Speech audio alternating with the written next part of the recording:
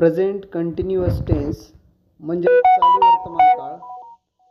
या व्हिडिओत आपण प्रेझेंट कंटिन्युअस टेन्स चालू वर्तमान काळ याची काही इंग्रजी वाक्य बनवणार आहोत.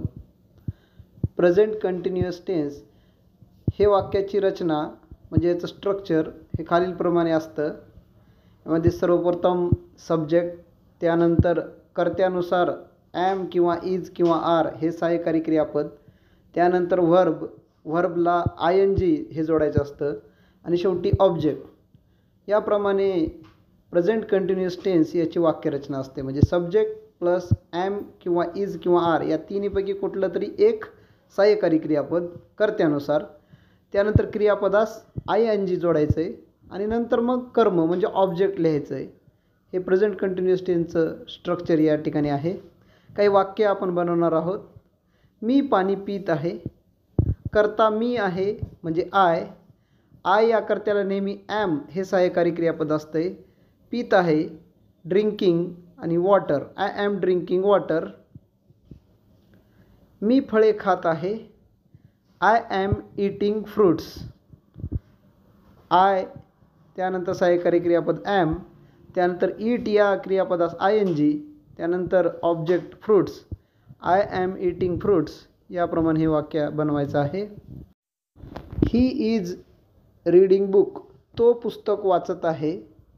या ठिकाणी सब्जेक्ट ही आहे त्यामुळे सहाय्यकारी क्रियापदी is. He is reading book. तो हसत आहे, ही इज लॉफिंग.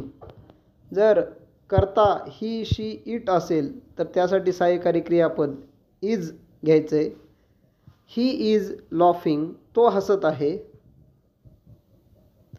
ती खो खो खेळत आहे, she is playing kho kho. Subject she आहे त्यामुळं सहाय्यकारी क्रियापद इज, त्यानंतर प्ले या क्रियापदास ING आणि त्यानंतर खो खो हे ऑब्जेक्ट या ठिकाणी आहे. ती शब्द लिहित आहे, शी इज रायटिंग वर्ड्स. या ठिकाणी कर्ता शी आहे त्यामुळं सहाय्यकारी क्रियापद इज, त्यानंतर राईट या क्रियापदास ING, त्यानंतर वर्ड्स हे ऑब्जेक्ट घ्यायचे. She is writing words. आम्ही शेताला जात आहोत, we are going to farm. जर सब्जेक्ट यू, वी आणि दे यापैकी असतील तर सहाय्यकारी क्रियापद आर घ्यायचे. We are going to farm. आम्ही शेतात काम करत आहोत, we are working in the farm. कर्ता वी आहे त्यामुळं त्यापुढे सहाय्यकारी क्रियापद आर. काम करत आहोत यासाठी क्रियापदास ING जोडायचे. वर्क या क्रियापदास ING जोडलं आहे, working. We are working in the farm. ते शाळेत येत आहेत, they are coming in the school. जर कर्ता यू, वी आणि दे असेल तर सहाय्यकारी क्रियापद आर घ्यायचं आहे. They are coming in the school. तू चहा बनवत आहेस, यू आर मेकिंग टी. यापूर्वी म्हटल्याप्रमाणे जर कर्ता यू असेल तर सहाय्यकारी क्रियापद are. You are making tea. पक्षी आकाशात उडत आहेत, birds are flying in the sky. जर कर्ता अनेकवचनी असेल तर सहाय्यकारी क्रियापद आर घ्यायचे. Birds are flying in the sky. अशा प्रकारे हे इंग्रजीमध्ये वाक्य बनेल. विद्यार्थी वर्गात बोलत आहेत, students are speaking in the classroom. कर्ता स्टुडंट्स आहे त्यानंतर सहाय्यकारी क्रियापद आर, क्रियापदास ING जोडायचे. Students are speaking in the classroom. Mahesh पाण्यात पोहत आहे, buffalo is swimming in the water.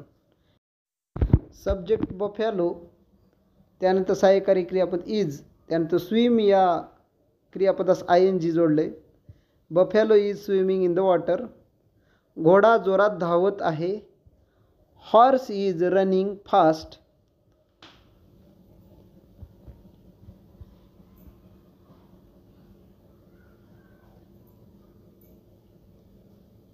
मी फळे विकत आहे, आय ॲम सेलिंग फ्रूट्स.